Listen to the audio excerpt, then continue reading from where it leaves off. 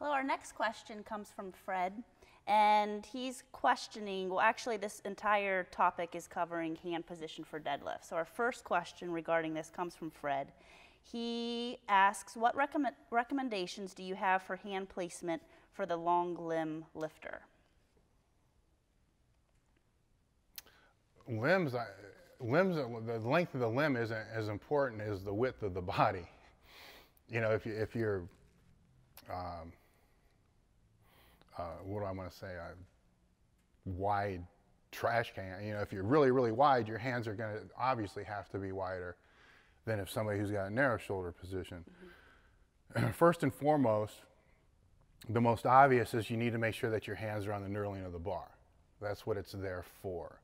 So if you're a really small person, the hands might be out a little bit wider than what typically would be necessary, but it's better to do that and have all fingers on the knurling than to have just a couple on the knurling and the other on the smooth, because if you do lose your grip, the first finger to go is the pinky finger. Mm. So with actually on an off note, with deadlift training, that's what needs to be the strongest on the hand, is the pinky. All this other stuff doesn't mean anything, because once that goes, it's just a chain effect and everything else is being ripped out.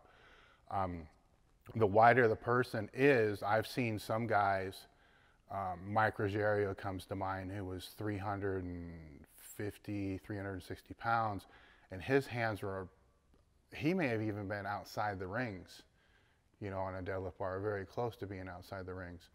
So optimally, you just want, you know, a straight arm position, so it's not angled, you know, inward or outward, mm-hmm. you know, arm straight and just wherever they fall.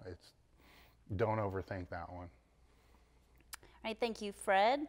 Our next question comes from Jonathan on the same type of topic. He asks, if I can only pronate the same hand when I deadlift due to wrist injury, should I be concerned of developing an imbalance?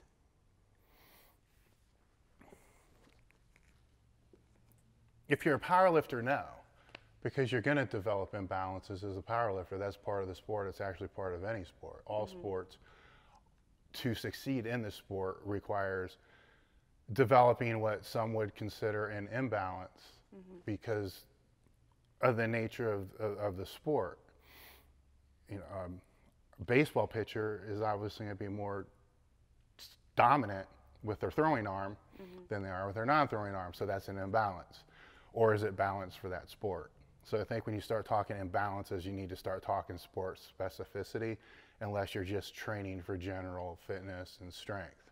Mm-hmm. So with that in mind, if you're a competitive lifter, what's the difference? It's going to be an imbalance anyhow. So no, I wouldn't be concerned with that. All right, thank you, Jonathan.